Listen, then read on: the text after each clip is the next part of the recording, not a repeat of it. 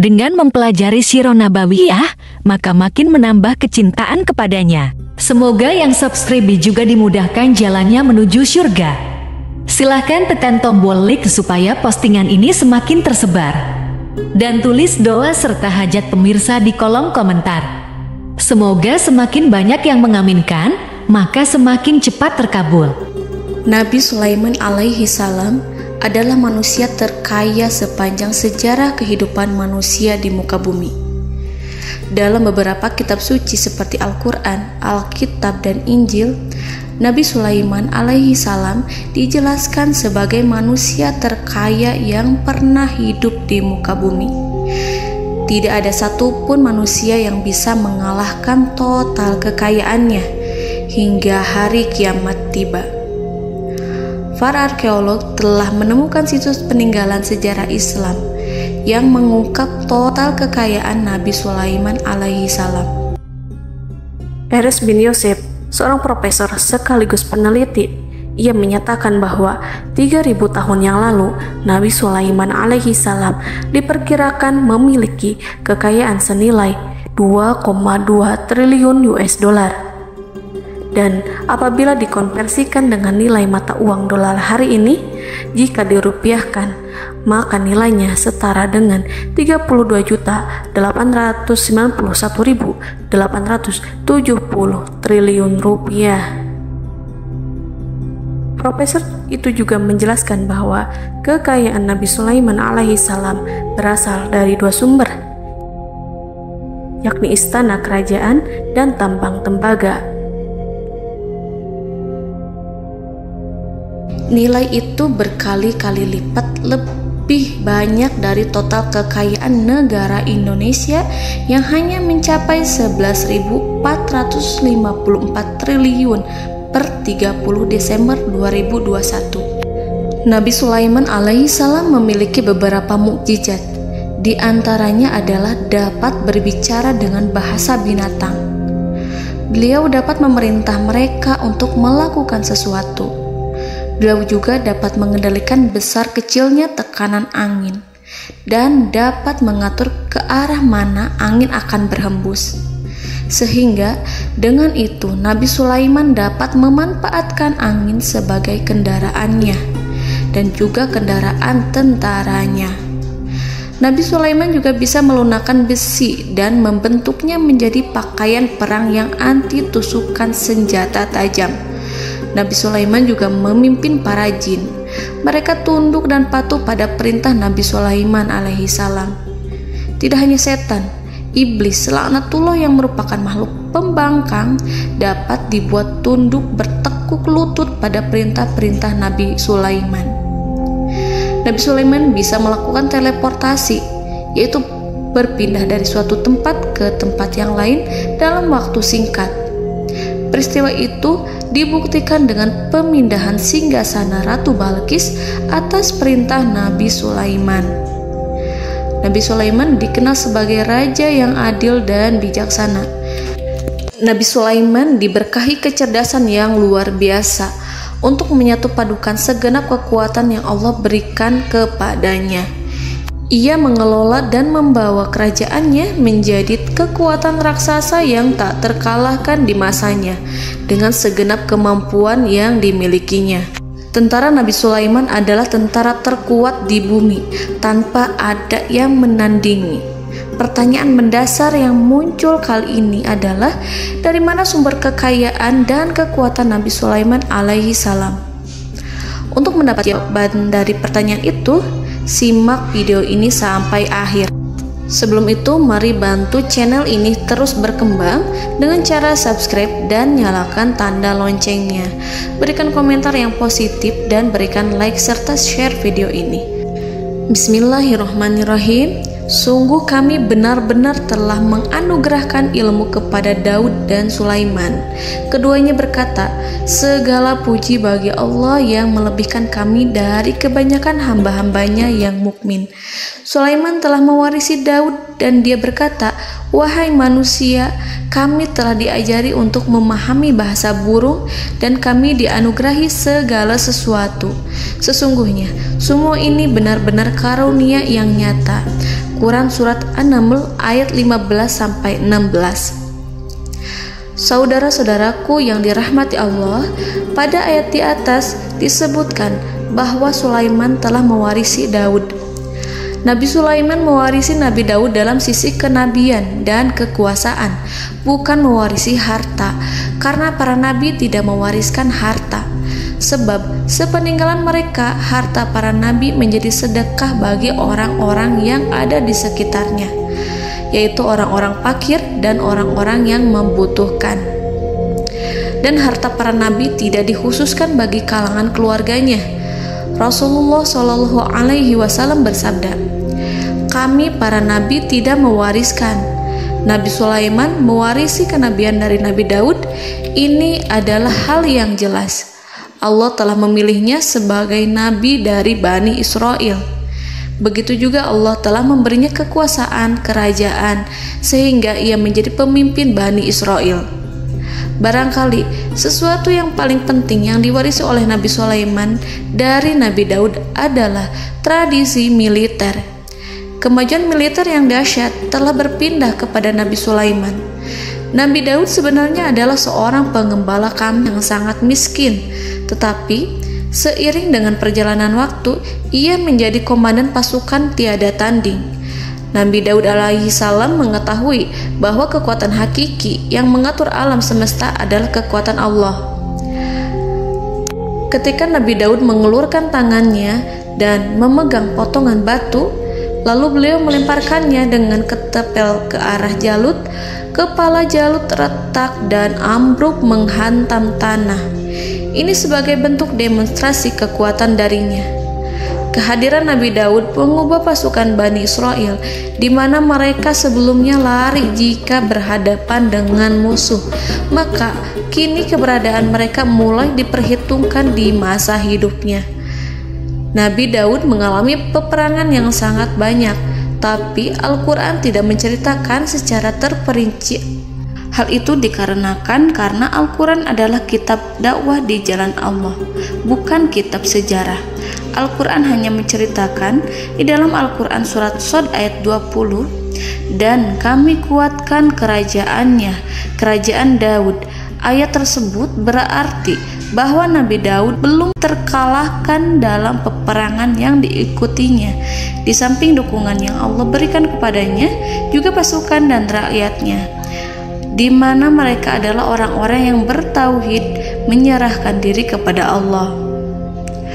Allah Subhanahu wa Ta'ala mengajarkan kepada Nabi Daud hal-hal yang menjadikan pasukannya memiliki keistimewaan yang dengannya mereka dapat mengalahkan pasukan-pasukan lain, pasukan-pasukan besar yang ada di bumi pada saat itu.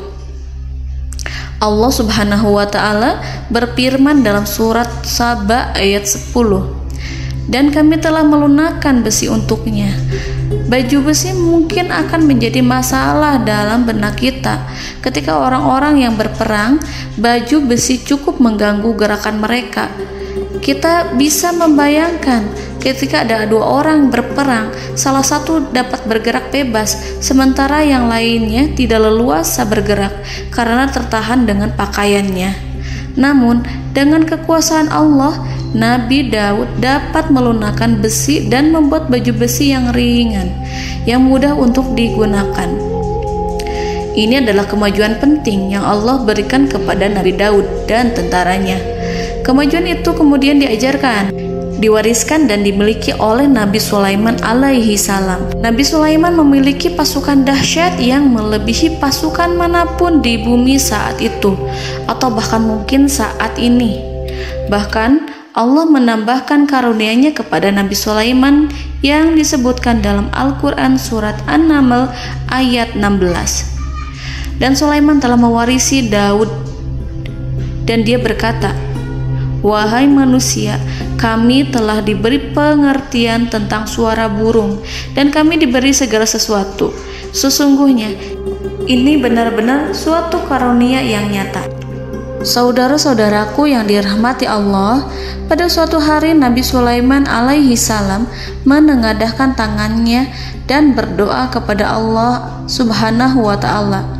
Antara hati Nabi dan Allah tidak ada penghalang, tidak ada jarak, tidak ada sekatan waktu, tidak ada satupun dari para nabi yang berdoa kepada Allah kecuali doanya pasti dikabulkan. Doa Nabi Sulaiman alaihi salam direkam dalam Al-Quran surat Shad ayat 35. Nabi Sulaiman berkata, "Ya Tuhanku, ampunilah aku, anugerahkanlah kepadaku kerajaan yang tidak dimiliki oleh seorang pun sesudahku." Nabi Sulaiman menginginkan dari Allah sesuatu kerajaan yang belum pernah diperoleh oleh siapapun setelahnya. Allah Subhanahu wa ta'ala mengabulkan doa Nabi Sulaiman dan memberinya kerajaan tersebut. Nabi Sulaiman mewarisi kekuasaan, kenabian, hikmah ilmu dari Nabi Daud alaihi salam. Orang-orang menyebut Nabi Sulaiman Al-Hakim, Sulaiman yang bijaksana. Kebijaksanaan Nabi Sulaiman tidak terbatas pada keadilannya di tengah-tengah manusia dan juga kasih sayangnya kepada mereka. Namun, kebijaksanaan Nabi Sulaiman juga berlaku di kalangan burung dan binatang lainnya. Nabi Daud juga mengenal bahasa burung, tetapi Nabi Sulaiman dapat berbicara dengan bahasa burung. Bahkan, ia dapat menggantikannya sebagai pembantunya. Ketika Nabi Daud bertasbih di gunung, burung-burung serta binatang buas ikut bertasbih bersamanya. Bahkan angin pun berhenti untuk mendengarkan tasbih itu. Sedangkan Nabi Sulaiman alaihi salam, Allah Subhanahu wa ta'ala memberinya karunia lebih dari itu, di mana binatang-binatang buas tunduk padanya, begitu juga angin dan burung. Saudara-saudaraku yang dirahmati Allah, Nabi Sulaiman alaihi salam mampu mendengarkan bisikan semut yang berbicara kepada sesama mereka. Bahkan ia mampu memerintahkan semut tersebut sehingga semut itu menjadi taat pada perintahnya. Pasukan Nabi Sulaiman memiliki kekuatan yang sangat dahsyat. Belum pernah ada di dunia ini satu pasukan pun yang memiliki kekuatan seperti itu. Kekuatan Nabi Sulaiman berasal dari beberapa kombinasi yang sangat mengagumkan, sehingga karenanya ia tidak dapat tertandingi. Kekuatan itu terdiri dari manusia, binatang-binatang, jin, dan lain sebagainya. Kita mengetahui bahwa jin adalah makhluk Allah dan manusia tidak mampu melihatnya atau menghadirkannya atau meminta pertolongan kepadanya.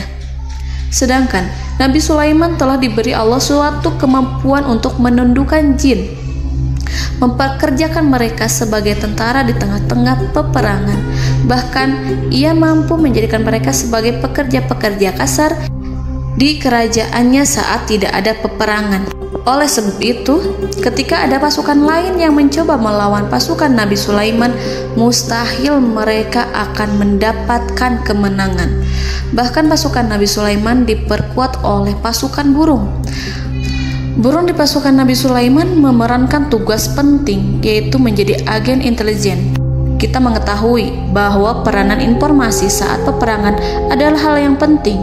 Dari informasi tersebut, pasukan dapat mengetahui keadaan lawannya.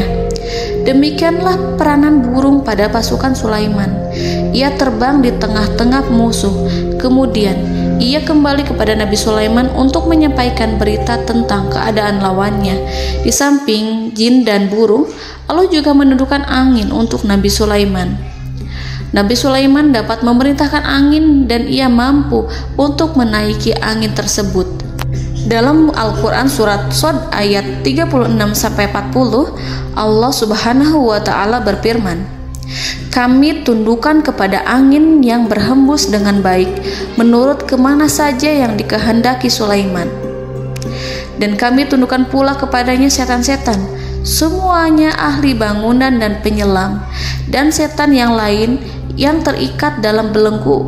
Inilah anugerah kami, maka berikanlah kepada orang lain atau tahanlah untuk dirimu tanpa perhitungan, dan sesungguhnya dia mempunyai kedudukan yang dekat pada sisi kami dan tempat kembali yang baik." Saudara-saudaraku yang dirahmati Allah, Allah Subhanahu wa Ta'ala juga memberikan kemampuan yang tak seorang pun dari para nabi mendapatkannya, yaitu kemampuan untuk memerintah setan. Setan adalah salah satu bagian dari jin. Ia adalah kelompok yang celaka dari bangsa jin. Kelompok ini sebenarnya tidak mampu dikuasai oleh manusia. Bahkan jin yang soleh tidak dapat mengatur setan. Adapun Nabi Sulaiman, Allah telah memberinya kekuasaan untuk menundukkan setan dan mempekerjakannya, bahkan mengikatnya dengan rantai serta menghukumnya jika ia menentang pada perintahnya. Setan membangun untuk Sulaiman istana-istana, patung-patung dan alat-alat perang. Bahkan setan-setan itu menyelam ke dasar lautan untuk mengeluarkan permata dan yakut untuk Sulaiman.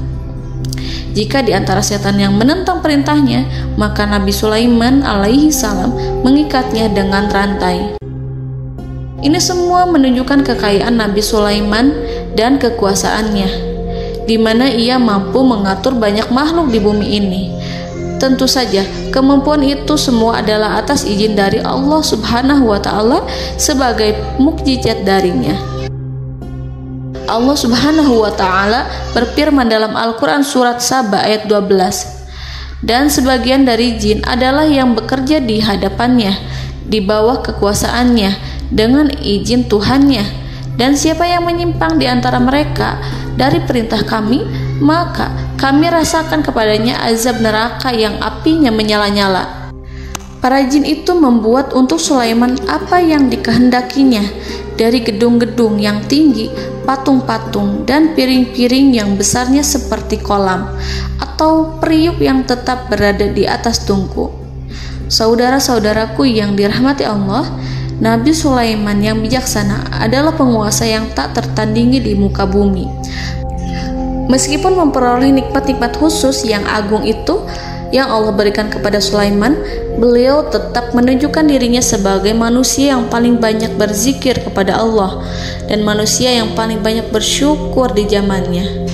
Saudara-saudaraku yang dirahmati Allah, sebagaimana Allah Subhanahu wa Ta'ala memberikan nikmat kepada ayahnya Nabi Daud alaihi salam, di mana ia mampu melunakkan besi, dan Allah mengajarinya bagaimana cara mencairkan besi, maka Nabi Sulaiman alaihi salam dapat memanfaatkan tembaga yang cair untuk peperangan. Dan juga di saat perdamaian, pada saat peperangan, beliau mencampur tembaga dengan besi dan menjadikannya perunggu. Mereka menggunakan senjata-senjata perunggu dalam peperangan seperti pedang, baju besi, dan juga pisau. Senjata-senjata ini adalah senjata yang paling kuat pada saat itu. Sedangkan di saat damai, tembaga digunakan untuk membuat bangunan, perhiasan, dan sebagainya. Meskipun Nabi Sulaiman mendapatkan nikmat yang besar dan karunia yang khusus, Allah Subhanahu wa Ta'ala mengujinya dengan suatu ujian yang dahsyat. Ujian yang akan selalu datang kepada seorang hamba yang soleh. Ketika hamba itu mendapatkan kedudukan besar, maka ujiannya pun menjadi besar. Allah Subhanahu wa Ta'ala menguji Nabi Sulaiman dengan penyakit. Diceritakan oleh Fahru Roji, Nabi Sulaiman diuji dengan suatu penyakit yang keras, di mana kedokteran saat itu tidak dapat dan tidak mampu mengatasinya. Sakitnya Nabi Sulaiman sangat keras sehingga para dokter dari kalangan manusia ataupun jin tidak mampu menghilangkan penyakit itu. Lalu burung-burung menghadirkan rumput-rumput yang dianggapnya sebagai obat, tetapi Nabi Sulaiman tak kunjung sembuh. Semakin hari penyakit Nabi Sulaiman semakin menjadi-jadi, sehingga ketika Nabi Sulaiman duduk di atas kursi, ia duduk bagaikan tubuh tanpa roh. Seakan-akan ia mati karena saking keras penyakit yang dideritanya. Sakit yang diderita oleh Nabi Sulaiman alaihi salam berlangsung sangat lama. Namun Nabi Sulaiman tidak henti-hentinya berzikir kepada Allah dan meminta kesembuhan kepadanya, serta selalu beristighfar dan mengungkapkan rasa cinta kepadanya. Selesailah ujian Allah terhadap hambanya Nabi Sulaiman. Beliau pun sembuh Nabi Sulaiman merasakan kembali kesehatannya setelah ia mengetahui segala kejayaan dan segala kekuasaan serta segala kebesarannya tidak lagi mampu menghilangkan penyakit yang dideritanya kecuali jika Allah menghendaki. Saudara-saudaraku yang dirahmati Allah, Nabi Sulaiman telah membangun tempat ibadah, tempat sujud, sehingga manusia menyembah Allah di dalamnya. Orang-orang yang membangunnya berjumlah puluhan ribu orang. Tentu setiap kelompok dari mereka memiliki pekerjaan masing-masing. Di antara mereka ada yang mencairkan tembaga, di antara mereka ada yang tukang pahat, ada yang tukang ukir, ada yang membelah batu, ada yang memotong kayu, ada yang mendatangkan rumput-rumput dari Libanon, ada yang mendatangkan emas dan menjadikannya lempengan-lempengan yang mengkilat untuk menutupi kayu serta untuk melapisi dinding-dinding. Bahkan golongan jin pun membantu membangun tempat tersebut, tentu dengan perintah dan bimbingan Nabi Sulaiman.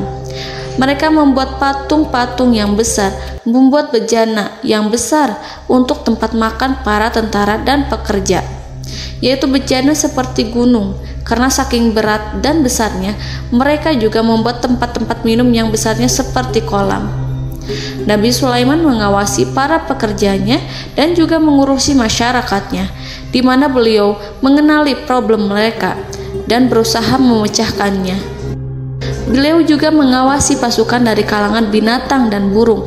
Beliau mengetahui apabila ada satu di antara mereka yang tidak datang, kemana ia pergi serta mengapa ia pergi. Nabi Sulaiman menguasai pengetahuan itu semua. Nabi Sulaiman bukan hanya mengetahui problem tentara-tentaranya dari kalangan manusia ataupun tentaranya dari kalangan burung, namun ia juga menunjukkan kasih sayang terhadap semut, di mana beliau mendengar bisikannya dan tidak suka untuk menginjaknya. Nabi Sulaiman selalu menundukkan kepalanya ke bumi sebagai bentuk rasa rendah diri dan syukur kepada Allah. Pada suatu hari, Nabi Sulaiman alaihi salam berjalan di depan tentaranya dan tiba-tiba ia mendengar suara semut yang berkata kepada temannya dari kalangan semut. Hal itu terekam dalam Al-Quran surat An-Naml ayat 18-19. Wahai semut-semut, masuklah ke dalam sarang-sarangmu agar kamu tidak terinjak oleh Sulaiman dan tentaranya, sedangkan mereka tidak menyadarinya. Nabi Sulaiman alaihi salam tersenyum mendengar itu dan ia berdoa, "Ya Allah, ya Tuhanku, berilah aku ilham untuk tetap mensyukuri nikmat-Mu yang telah Engkau anugerahkan kepadaku dan kepada kedua orang ibu bapakku, dan untuk mengerjakan amal soleh yang Kau ridhoi, dan masukkanlah aku ke dalam rahmat-Mu, ke dalam golongan hamba-hamba-Mu yang soleh." Saudara-saudaraku yang dirahmati Allah, meskipun Nabi Sulaiman mendapatkan kekuasaan dan memiliki tentara yang besar, namun beliau menunjukkan kasih sayang terhadap bangsa semut. Beliau mendengarkan bisikannya dan melihat semut yang ada di depannya. Oleh karena itu, tak mungkin baginya untuk menginjak golongan semut itu. Nabi Sulaiman bersyukur kepada Allah telah memberinya nikmat, yaitu nikmat rahmat dan kasih sayang. Di samping itu, Nabi Sulaiman alaihi salam adalah orang paling kaya di dunia. Istananya terbuat dari kayu gaharu yang memiliki wangi harum. Istananya terbuat dari emas yang terkadang dari kristal. Beliau juga memiliki kursi besar yang terbuat dari emas dan permata. Istana Nabi Sulaiman merupakan istana yang paling besar di dunia. Nabi Sulaiman menggunakan pakaian dari emas dan permata. Meskipun demikian, Nabi Sulaiman tetap menunjukkan sebagai hamba yang berserah diri dan rendah diri di hadapan Allah Subhanahu wa Ta'ala. Nabi Sulaiman yang merendahkan diri di hadapan Allah, ia selalu sujud kepada Allah, sebagaimana ayahnya yang selalu bertasbih pada Allah. Nabi Sulaiman selalu melantunkan lagu-lagu cinta ilahi dan hanya memuji Allah Subhanahu wa Ta'ala. Pada suatu hari, Nabi Sulaiman alaihi salam mengeluarkan perintah kepada pasukannya untuk bersiap-siap. Kemudian, Nabi Sulaiman keluar dan memeriksa pasukannya satu demi satu. Kelompok yang pertama adalah kelompok manusia. Nabi Sulaiman memperhatikan kesiapan mereka. Lalu Nabi Sulaiman mengeluarkan perintah-perintah kepada mereka. Kemudian Nabi Sulaiman memeriksa kelompok jin dan menyampaikan perintahnya kepada mereka. Beliau memenjarakan jin yang tampak bermalas-malasan saat bekerja. Lalu beliau memeriksa binatang dan berkata kepada mereka, apakah mereka sudah makan dengan baik? Apakah mereka tidur dengan nyenyak? Apakah ada yang mengadu pada mereka, misalkan karena penyediaan makanan yang tidak layak? Apakah ada di sana yang sakit dan lain sebagainya? Ketika Nabi Sulaiman merasa puas dengan semuanya, Nabi Sulaiman memasuki tenda tempat berkumpulnya para burung. Nabi Sulaiman alaihi salam kemudian memasuki tenda tersebut, mengamati keadaan di sekitarnya, sehingga beliau mengetahui bahwa ada satu burung yang tidak hadir, yaitu burung hudhud. Mengapa aku tidak melihat burung hudhud? Burung-burung yang lain tampak terdiam sebagai penghormatan, dan mereka mendengarkan apa yang akan dikatakan pemimpin mereka. Nabi Sulaiman mengarahkan pandangannya pada semua burung dan tidak menemukan burung hudhud di antara mereka. Tak seekor burung pun yang mengetahui keberadaannya. Burung hudhud absen pada apel wajib kali ini. Nabi Sulaiman mulai menampakkan kemarahannya. Tiba-tiba, seekor burung kecil memberanikan diri untuk berkata kepada Nabi Sulaiman, "Wahai Nabi yang mulia, seharusnya hudhud ada bersamaku kemarin untuk melaksanakan tugas penyelidikan. Ia adalah pemimpin misi itu. Namun, burung hudhud belum datang. Oleh karena itu, aku tidak pergi bersamanya." Burung itu tampak gemetar. Nabi Sulaiman mengetahui bahwa hudhud tidak hadir dan tak seorang pun mengetahui kemana ia pergi. Burung hudhud pergi tanpa izin terlebih dahulu. Dalam keadaan marah, Nabi Sulaiman berkata, "Sungguh aku benar-benar akan mengazabnya dengan azab yang sangat keras atau benar-benar menyembelihnya, kecuali jika ia benar-benar datang kepadaku dengan alasan yang jelas." Kawanan burung-burung mengetahui bahwa Nabi Sulaiman sedang marah dan telah menetapkan untuk menyiksa burung hudhud atau menyembelihnya atau justru memaafkannya dengan syarat ia datang dengan membawa alasan yang dapat menyelamatkannya, atau dengan kata lain, burung hudhud dapat memastikan bahwa ia melaksanakan tugas yang penting. Nabi Sulaiman menunjukkan kemarahan yang besar sehingga siapapun akan merasa takut kepada Nabi Sulaiman yang marah. Nabi Sulaiman kemudian pergi dari tempat burung tersebut. Nabi Sulaiman masih memikirkan keadaan burung hudhud. Seharusnya burung hudhud menjadi bagian penting dari badan intelijen. Apakah ia pergi untuk menyingkap suatu, atau apakah ia pergi hanya untuk bermain-main? Nabi Sulaiman telah memperhatikan dan mengetahui bahwa burung hudhud adalah seekor burung yang cerdik dan juga fasih berbicara. Terkadang Nabi Sulaiman mendapati burung hudhud sedang bermain-main dan menunda-nunda pekerjaannya. Namun ketika Nabi Sulaiman melihatnya, burung hudhud memahami bahwa perbuatannya tidak benar. Oleh karena itu, ia tidak boleh menyampur adukan antara waktu serius dan waktu bermain. Tidak lama setelah itu, burung hudhud tiba di tempat para burung.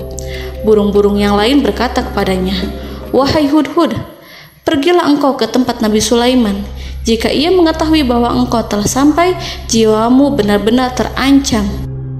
Mendengar itu, burung hudhud segera beranjak. Ia terbang menemui Nabi Sulaiman. Pada waktu itu, Nabi Sulaiman sedang duduk bersama tentaranya yang lain. Burung hudhud berdiri. Ia telah merencanakan untuk memulai pembicaraan dengan Nabi Sulaiman sebelum Nabi Sulaiman bertanya kepadanya kemana dia pergi. Ini sebagai bukti bahwa hudhud telah melaksanakan suatu tugas yang penting. Dalam Al-Quran Surat An-Naml ayat 22, burung hudhud berbicara, "Aku telah mengetahui sesuatu yang kamu belum mengetahuinya, dan kubawa kepadamu dari negeri Saba suatu berita penting yang diyakini seakan-akan burung hudhud hendak berkata, 'Aku adalah hudhud yang miskin, tapi aku mengetahui apa yang tidak engkau ketahui, dan aku telah datang kepadamu dari kerajaan Saba dengan membawa berita yang sangat penting.'" Nabi Sulaiman tampak terdiam menunggu hudhud menyelesaikan kisahnya. Dalam surat An-Naml ayat 23-24, burung hudhud berkata, Sesungguhnya aku menjumpai seorang wanita yang memerintah mereka. Dia dianugerahi segala sesuatu serta mempunyai singgasana yang besar. Aku mendapati dia dan kaumnya menyembah matahari selain Allah. Dan setan-setan telah menjadikan mereka memandang indah perbuatan-perbuatan mereka, lalu menghalangi mereka dari jalan Allah, sehingga mereka tidak mendapat petunjuk. Burung hudhud diam. Nabi Sulaiman merasa bahwa hudhud menunjukkan kepasihan lisannya. Nabi Sulaiman berkata dalam Quran surat An-Naml ayat 27 sambil menunjukkan senyum manisnya. Nabi Sulaiman berkata, "Akan kami lihat apakah kamu benar wahai hudhud, ataukah kamu termasuk orang-orang yang berdusta." Seakan-akan burung hudhud ingin mengatakan, "Aku tidak berbohong, wahai Nabi yang mulia." Namun diamnya Sulaiman membuat takut sehingga burung hudhud terdiam. Nabi Sulaiman terdiam karena berpikir, lalu ia memutuskan sesuatu setelah itu. Beliau melihat kepada lainnya dan meminta secari kertas. Nabi Sulaiman menulis surat singkat dan menyerahkannya kepada hudhud serta memerintahkan kepadanya seperti yang dikatakan dalam Quran surat An-Naml ayat 28. "Pergilah dengan membawa suratku ini, lalu jatuhkanlah kepada mereka, kemudian berpalinglah dari mereka, lalu perhatikanlah apa yang mereka bicarakan." Al-Quranul Karim hanya menceritakan dalam Quran surat An-Naml bagaimana perginya hudhud dan bagaimana ia menyerahkan surat itu. Lalu Al-Quran langsung menyebut keadaan kerajaan Balqis yang saat itu sedang membaca surat di depan para pembesar kerajaan dan para menterinya. Dalam Al-Quran surat An-Naml ayat 29-31 berkatalah Balqis, "Wahai pembesar-pembesar, sesungguhnya telah dijatuhkan kepadaku sebuah surat yang mulia. Sesungguhnya surat ini dari Sulaiman, dan sesungguhnya isinya dengan menyebut nama Allah yang Maha Pengasih lagi Maha Penyayang, bahwa janganlah kalian berlaku sombong terhadapku, dan datanglah kepadaku sebagai orang yang berserah diri." Saudara-saudaraku yang dirahmati Allah, dalam surat tersebut Nabi Sulaiman menyebutkan supaya mereka menyerahkan diri dan tunduk kepada perintah Nabi Sulaiman. Nabi Sulaiman memerintahkan agar mereka meninggalkan penyembahan terhadap matahari. Nabi Sulaiman tidak mempersoalkan akidah mereka dan tidak memuaskan mereka dengan apapun. Nabi Sulaiman hanya memerintahkan bahwa ia berada di atas kebenaran. Bukankah ia didukung kekuatan yang berlandaskan keyakinan yang dimilikinya? Nabi Sulaiman hanya memerintahkan mereka agar tunduk dan patuh kepadanya. Ratu Sabak menyampaikan surat tersebut di tengah-tengah kaumnya. Dalam Quran surat An-Naml ayat 32 dijelaskan, "Dan berkatalah Balqis, wahai para pembesar, berilah aku pertimbangan dalam urusanku ini. Aku tidak pernah memutuskan sesuatu persoalan sebelum kamu berada dalam majelisku." Saudara-saudaraku yang dirahmati Allah, para pembesar istana Balqis menentang surat tersebut. Isi surat itu membangkitkan kesombongan kaum Sabak, di mana mereka merasa lebih kuat. Mereka mengetahui bahwa di sana ada seorang yang mencoba menentang mereka dan mengisyaratkan peperangan kepada mereka. Lalu ia meminta kepada mereka untuk memenuhi syarat-syaratnya sebelum terjadinya peperangan dan kekalahan. Dalam surat An-Naml ayat 33, mereka menjawab, "Kita adalah orang-orang yang memiliki kekuatan dan juga memiliki keberanian yang sangat besar dalam peperangan. Dan keputusan berada di tanganmu, wahai rajaku. Maka pertimbangkanlah apa yang akan kamu perintahkan." Saudara-saudaraku yang dirahmati Allah, para pembesar kaum Sabak seakan ingin berkata, "Kita siap untuk melaksanakan perang." Tampaknya ratu itu memiliki kebijakan yang lebih baik dari pembesar kaumnya. Surat Sulaiman itu membuatnya berpikir lebih jernih dan lebih berhati-hati. Ia berusaha sebisa mungkin menghindari peperangan. Ratu itu berpikir dalam tempo yang lama. Nama Sulaiman tidak diketahuinya dan ia pun belum pernah mendengarnya. Oleh karena itu, Ratu kaum Sabak tidak mampu mengetahui dan mendeteksi seberapa besar kekuatan Nabi Sulaiman. boleh jadi Nabi Sulaiman memiliki kekuatan yang dahsyat sehingga ia mampu memerangi kekuasaannya dan mengalahkannya. Kemudian ratu memperhatikan apa yang ada di sekelilingnya. Ia melihat kemajuan masyarakatnya dan juga kekayaannya. Barangkali ia mengira bahwa Nabi Sulaiman iri terhadap kemajuan dan kekayaannya itu, sehingga Nabi Sulaiman ingin menyerangnya. Setelah mempertimbangkan isi surat Nabi Sulaiman dengan cermat, Ratu Saba memilih untuk tidak bersikap ceroboh dan bodoh. Ratu lebih suka untuk menggunakan bahasa kelembutan. Ia mengirim kepada Nabi Sulaiman suatu hadiah yang besar. Ratu mengira bahwa Nabi Sulaiman seorang yang ambisius, yang boleh jadi ia telah mendengar tentang kekayaan kerajaan Saba.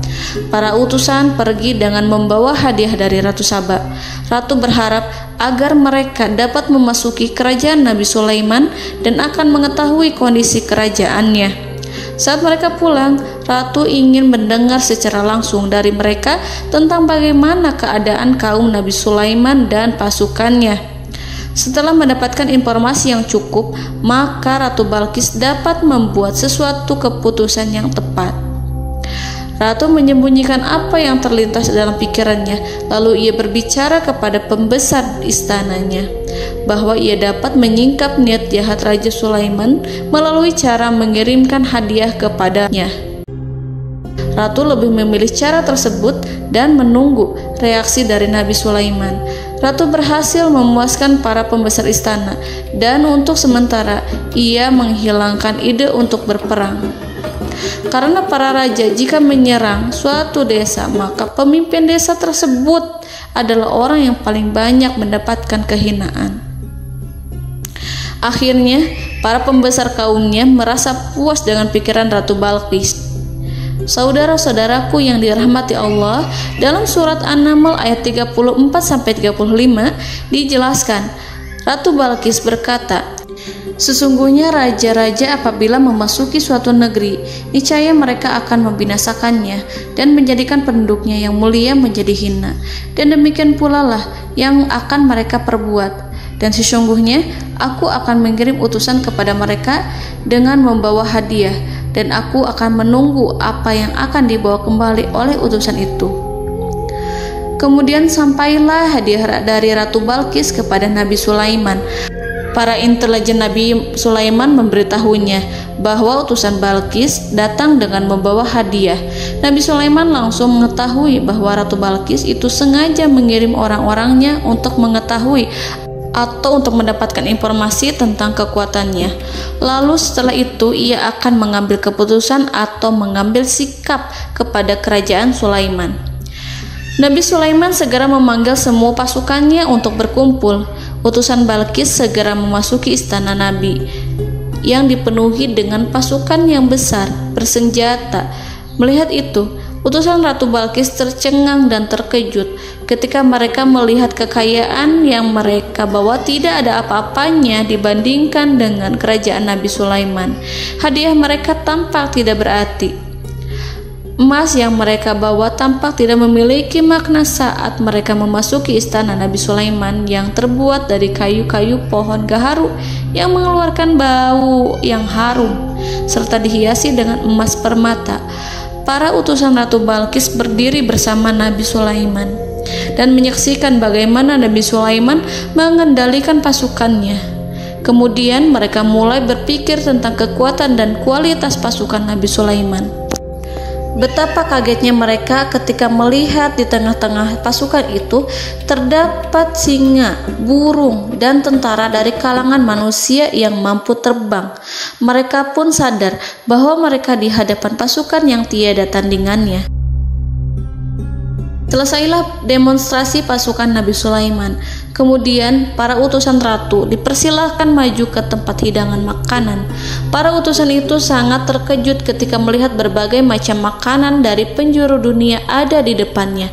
Dan di antara makanan itu terdapat pula makanan yang biasa ditemukan di negeri mereka. Tetapi mereka melihat bahwa makanan itu memiliki rasa yang lebih istimewa. Selain itu, piring-piring yang ada di depan mereka terbuat dari emas dan mereka dilayani oleh laki-laki yang berhias dengan emas. Di meja makan itu terdapat burung, ikan laut, dan berbagai macam daging yang mereka tidak mampu lagi membedakan daging apa itu. Nabi Sulaiman tidak makan bersama mereka, tapi beliau makan dengan menggunakan piring yang terbuat dari kayu. Beliau memakan roti yang kering yang dicampur dengan minyak. Inilah makanan yang dipilih Nabi Sulaiman. Makan bersama mereka dalam keadaan diam, mereka merasa kehadiran Nabi Sulaiman menciptakan suatu wibawa yang luar biasa. Selesai perjamuan itu, lalu dengan sangat malu mereka menyerahkan hadiah dari Ratu Balqis kepada Nabi Sulaiman. Hadiah itu berupa emas yang bagi mereka hadiah itu sangat bernilai tinggi. Tapi di sini hadiah itu tampak kecil di hadapan kekayaan Nabi Sulaiman yang sangat mengagumkan. Nabi Sulaiman memperhatikan hadiah dari Ratu Balqis itu dan berkata dalam Quran surat An-Naml ayat 36, "Maka apa yang diberikan Allah kepadaku lebih baik daripada apa yang diberikannya kepadamu, tetapi kamu merasa bangga dengan hadiahmu." Saudara-saudaraku, Raja Sulaiman menyingkap dengan kata-katanya yang singkat itu penolakannya terhadap hadiah mereka. Ia memberitahu utusan itu bahwa ia tidak menerima hadiah tersebut. Ia tidak merasa puas dengan hadiah itu. Yang membuatnya puas hanyalah, janganlah kalian berlaku sombong terhadapku dan datanglah kepadaku sebagai orang-orang yang berserah diri. Lalu Nabi Sulaiman berkata kepada mereka dengan pelan. Hal itu diabadikan dalam Al-Quran surat An-Naml ayat 37. "Kembalilah kepada mereka, sungguh kami akan mendatangi mereka dengan bala tentara yang mereka tidak kuasa melawannya. Dan pasti kami akan mengusir mereka dari negara itu, yaitu negeri Saba, dengan terhina. Dan mereka akan menjadi tawanan-tawanan yang hina." Saudara-saudaraku yang dirahmati Allah, Nabi Sulaiman kemudian meninggalkan para utusan ratu setelah terlebih dahulu mengancam mereka. Para utusan itu berharap agar Nabi Sulaiman mau menunggu kunjungan Ratu Balqis yang akan membawa misi perdamaian. Akhirnya, sampailah para utusan Ratu Balqis ke negeri Saba. Mereka segera menuju istana sang ratu. Mereka memberitahu bahwa negeri mereka ada di ujung tanduk. Mereka menceritakan kepada ratu tentang kekuatan Nabi Sulaiman dan tidak mungkin bagi mereka mampu melawannya. Mereka meyakinkan Ratu Balqis bahwa ia harus mengunjunginya dan melihat sendiri bagaimana kebesaran kerajaan Nabi Sulaiman. Kemudian Ratu Balqis menyiapkan dirinya untuk pergi menuju kerajaan Nabi Sulaiman.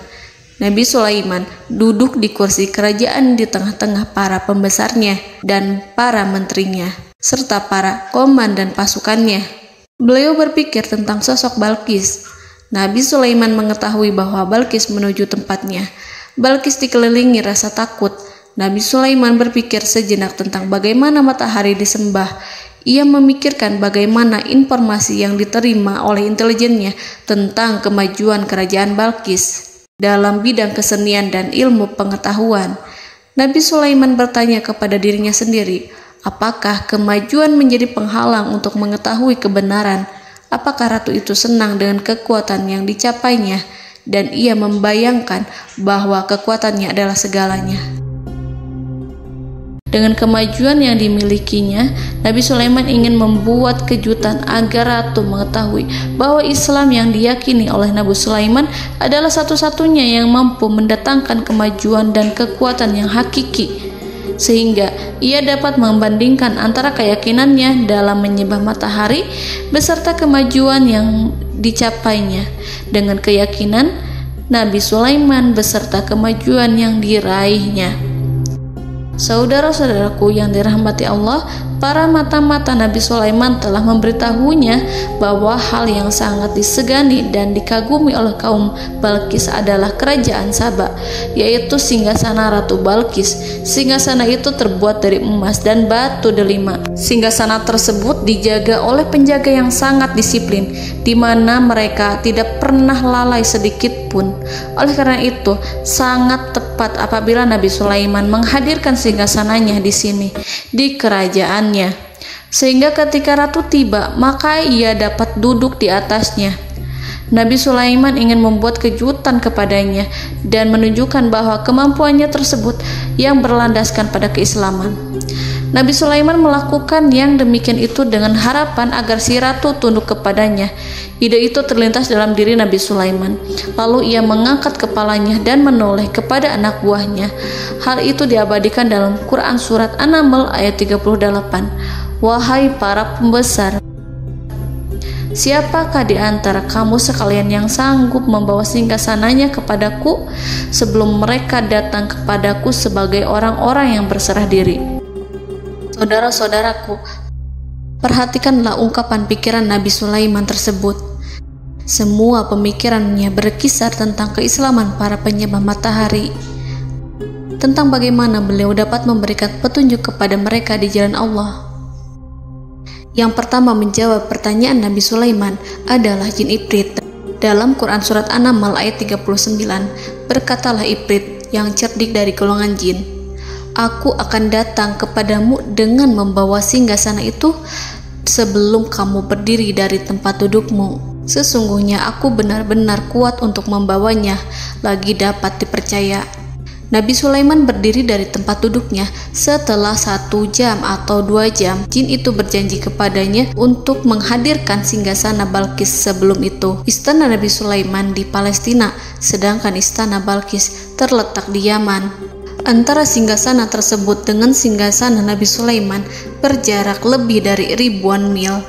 Barangkali pesawat yang cepat sekalipun yang kita kenal hari ini tidak akan mampu membawa dan mendatangkan istana itu dalam waktu 1 jam. Tetapi masalahnya di sini, berhubung dengan kekuatan jin yang serba misterius, Nabi Sulaiman tidak mengomentari sedikit pun terhadap apa yang dikatakan oleh Ifrit. Nabi Sulaiman tampak menunggu tanggapan lain yang mampu menghadirkan singgasana Balkis yang lebih cepat dari jin Ifrit. Nabi Sulaiman menoleh kepada seorang yang di sana, yang duduk di atas naungan. Hal itu diceritakan dalam Al-Quran Surat An-Naml ayat 40. Berkatalah seseorang yang mempunyai ilmu dari Alkitab, "Aku akan membawa singgasana itu kepadamu sebelum matamu berkedip."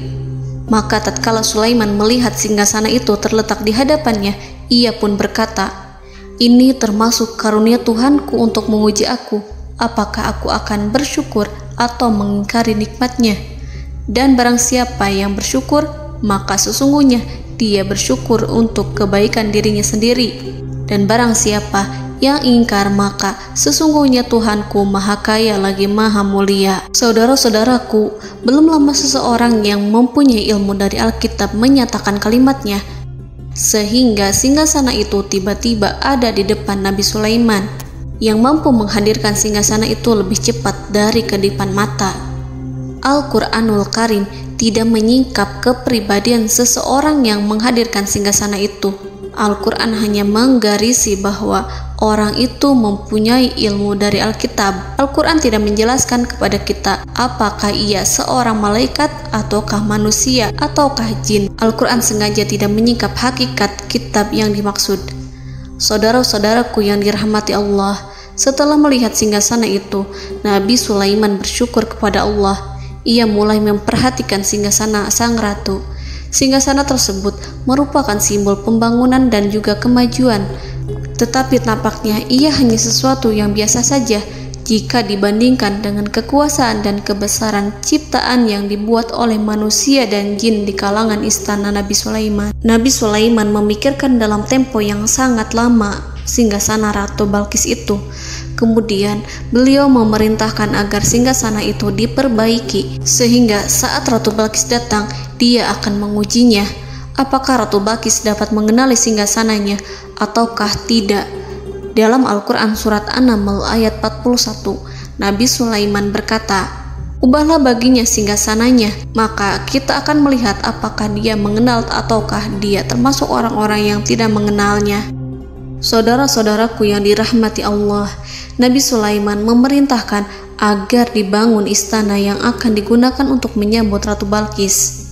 Nabi Sulaiman memilih tempat di laut, dan ia memerintahkan agar dibangun suatu istana di mana sebagian besarnya terdiri dari air laut. Nabi Sulaiman memerintahkan agar lantainya itu terbuat dari kaca yang tebal dan kuat, sehingga orang-orang yang berjalan di atas istana itu akan dapat melihat di bawahnya ada ikan-ikan berwarna-warni yang berenang-renang.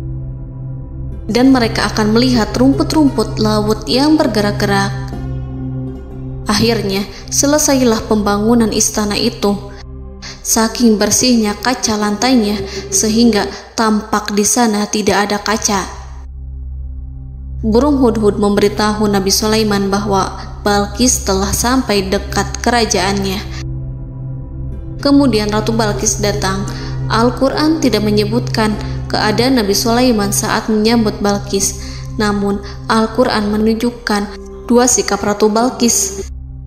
Yang pertama, bagaimana sikap Balqis ketika pertama kali melihat singgasananya yang datang mendahuluinya, padahal ia telah meninggalkan pengawalannya untuk tetap setia menjaga singgasananya itu. Keadaan kedua adalah keadaan di depan istana yang dibangun untuk penyambutan Balqis. Istana itu penuh dengan permata yang berenang-renang di bawahnya ikan-ikan. Dalam Quran Surat An-Naml ayat 42 dijelaskan, dan ketika Balqis datang, ditanyakanlah kepadanya, "Serupa inikah singgasanamu?" Balqis menjawab, "Seakan-akan singgasana ini adalah singgasanaku. Kami telah diberi pengetahuan sebelumnya, dan kami adalah orang-orang yang berserah diri." Saudara-saudaraku, pada dialek di atas, Balqis melihat singgasananya dan ia tercengang saat mengetahui bahwa itu adalah singgasana miliknya. Namun kemudian ia mulai ragu karena melihat tidak sepenuhnya itu singgasana miliknya. Jika itu benar-benar miliknya, lalu bagaimana ia datang mendahuluinya? Dan bila bukan singgasananya, maka bagaimana Sulaiman dapat meniru sepersis dan seteliti itu? Padahal Sulaiman tidak pernah sekalipun ke kerajaannya. Nabi Sulaiman berkata saat melihat Balqis mengamati singgasananya, "Apakah ini singgasanamu?"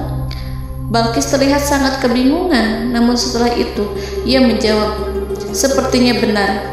Nabi Sulaiman berkata, "Kami telah diberi ilmu sebelumnya dan kami sebagai orang-orang muslim." Saudaraku yang dirahmati Allah, melalui pertanyaan Nabi Sulaiman ingin mengisyaratkan kepada Balqis agar ia membandingkan antara keyakinannya beserta ilmu yang dicapainya dengan keyakinan Nabi Sulaiman yang muslim beserta pengetahuan yang telah diraihnya. Penyembahan terhadap matahari dan pencapaian ilmu yang dicapai oleh Ratu Balqis tanpa tidak ada apa-apanya dibandingkan dengan ilmu Nabi Sulaiman dan keislaman. Nabi Sulaiman telah mendahuluinya dalam bidang ilmu karena keislamannya. Karena itu, sangat mudah baginya untuk mengungguli Balqis dalam ilmu-ilmu yang lainnya. Demikianlah yang disyaratkan dalam pertanyaan Nabi Sulaiman kepada Ratu Balqis. Ratu Saba itu mengetahui bahwa ini adalah singgasananya, di mana singgasana itu datang lebih dahulu daripada dirinya. Beberapa bagian darinya telah diubah saat Balqis masih di perjalanan menuju ke tempat Nabi Sulaiman. Ia berpikir kemampuan apa yang dimiliki Nabi Sulaiman. Ratu Balqis tercengang melihat apa yang disaksikannya, yang berupa buah dari keimanan Nabi Sulaiman dan hubungannya dengan Allah Subhanahu wa Ta'ala.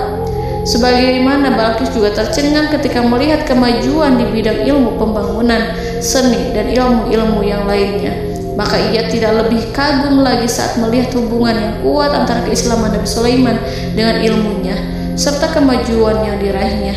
Dalam Al-Quran Surat An-Naml ayat 43 dijelaskan, dan apa yang disembahnya selama ini selain Allah mencegahnya untuk melahirkan keislamannya, karena sesungguhnya ia terdahulu termasuk orang-orang yang kafir. Saudara-saudaraku yang dirahmati Allah, berguncanglah dalam benak Balqis ribuan hal ketika melihat keyakinan kaumnya runtuh di hadapan Nabi Sulaiman. Ia menyadari matahari yang disembahnya hanya merupakan ciptaan Allah, dan Allah lah yang menggerakkannya untuk hamba-hambanya. Lalu terbitlah matahari kebenaran dalam dirinya. Hatinya diterangi oleh cahaya baru yang tidak akan tenggelam seperti tenggelamnya matahari. Masa keislamannya hanya menunggu waktu. Ratu Balqis memilih waktu yang tepat untuk mengumumkan keislamannya.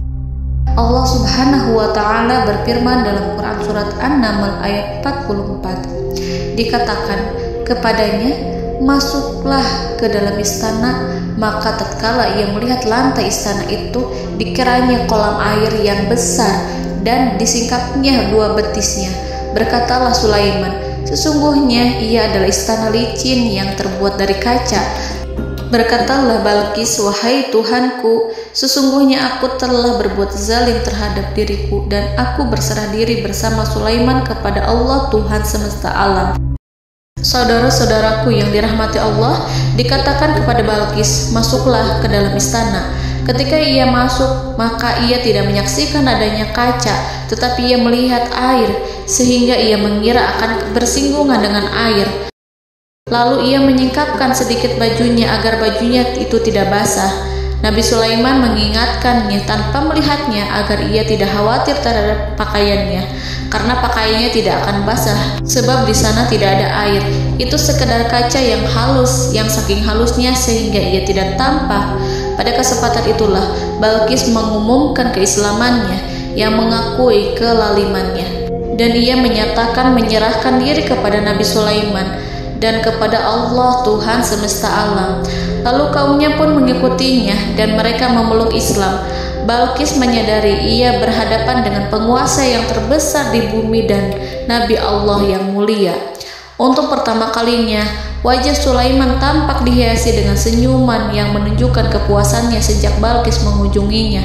Demikianlah Nabi Sulaiman mewujudkan kejayaannya yang hakiki dan menyebarkan cahaya Islam di muka bumi. Saudara-saudaraku, Al-Quran tidak menyebutkan kisah Balqis setelah keislamannya. Para ahli tafsir mengatakan bahwa ia menikah dengan Nabi Sulaiman. Selain itu, ada yang mengatakan bahwa ia menikah dengan salah satu orang dekat Nabi Sulaiman. Ada juga yang mengatakan bahwa sebagian Raja Habasyah adalah keturunan dari buah perkawinan ini. Wallahu a'lam bishawab. Saudara-saudaraku yang dirahmati Allah, Nabi Sulaiman hidup di tengah-tengah kejayaan dan kemuliaan di bumi. Kemudian Allah menetapkan kematian untuknya, sebagaimana kehidupan Sulaiman berada di puncak kemuliaan dan kejayaan yang penuh dengan keajaiban yang luar biasa, maka kematiannya pun merupakan tanda-tanda kebesaran Allah yang penuh dengan keajaiban. Demikianlah bahwa kematiannya sesuai dengan kehidupannya, sesuai dengan kejayaannya. Allah berfirman tentang kematian Sulaiman di dalam Al-Quran Surat Saba ayat 14. Maka tatkala kami telah menetapkan kematian Nabi Sulaiman, tidak ada yang menunjukkan kepada mereka kematiannya itu kecuali rayap yang memakan tongkatnya. Maka tatkala ia telah tersungkur, tahulah jin bahwa kalau sekiranya mereka mengetahui yang gaib, tentulah mereka tidak akan tetap dalam siksa yang menghinakan. Saudara-saudaraku, kemampuan Nabi Sulaiman untuk menundukkan jin dan mempekerjakan mereka serta hubungan mereka dengan semua itu menimbulkan fitnah di tengah-tengah manusia dalam hal tertentu. Kematian Nabi Sulaiman merupakan batasan jawaban terhadap fitnah ini. Kami tidak mengetahui siapa yang mengklaim bahwa jin mengetahui hal yang gaib. Apakah itu setan yang terkutuk, atau jin yang bodoh, atau manusia yang tertipu? Kami tidak mengetahui siapa yang bertanggung jawab terhadap tersebarnya isu yang keliru ini. Yang kita ketahui adalah bahwa hal tersebut adalah mempengaruhi sebagian manusia dan jin. Barangkali manusia berkata kepada diri mereka, selama jin melakukan perbuatan yang luar biasa ini, maka apa gerangan yang menjadikan mereka tidak mengetahui hal yang gaib itu? Manusia itu lupa bahwa kunci kegaiban berada di tangan Allah. Masalah ilmu gaib tidak akan mampu dikuasai oleh jin dan manusia. Hanya Dia yang mengetahuinya, dan manusia diberitahu hanya sedikit sekali. Saudara-saudaraku yang dirahmati Allah, seakan-akan Allah telah merencanakan bahwa kematian Sulaiman bertujuan untuk menghancurkan pemikiran itu, yaitu pemikiran bahwa jin mengetahui hal-hal yang gaib.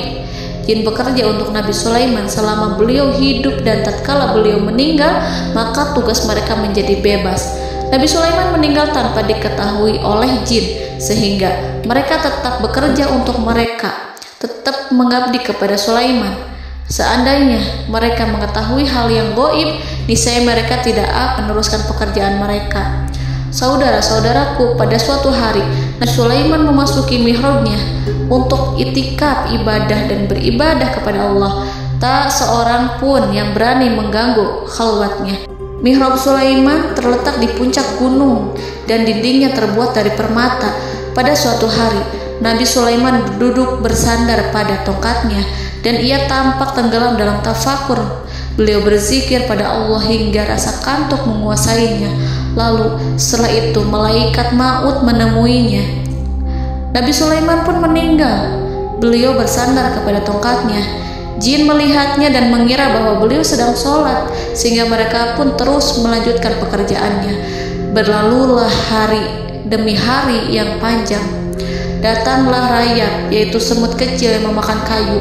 Hewan itu mulai memakan tongkat Nabi Sulaiman. Rayap itu tampak lapar. Sebagian dari tongkat Nabi Sulaiman dimakan beberapa hari oleh rayap itu. Ketika yang dimakannya semakin bertambah, maka tongkat itu pun menjadi rusak dan kemudian jatuh dari tangan Nabi Sulaiman alaihi salam. Tubuh mulia itu kehilangan keseimbangan dan kemudian jatuh terhempas di bumi. Tatkala tubuh suci itu tersungkur, maka manusia segera menuju ke arahnya. Mereka menyadari dan mengetahui bahwa Nabi Sulaiman telah meninggal dalam waktu yang lama. Jin menyadari bahwa mereka tidak mengetahui hal yang gaib, dan manusia pun mengetahui hakikat ini. Seandainya jin mengetahui hal yang gaib, niscaya ia tidak akan meneruskan siksa yang hina. Mereka tidak akan bekerja kepada Sulaiman. Demikianlah Nabi Sulaiman alaihi salam meninggal dalam keadaan duduk dan sholat di mihrabnya. Lalu berita itu tersebar bagaikan api di bumi. Manusia, burung, dan binatang buas mengantarkan jenazah Nabi Sulaiman.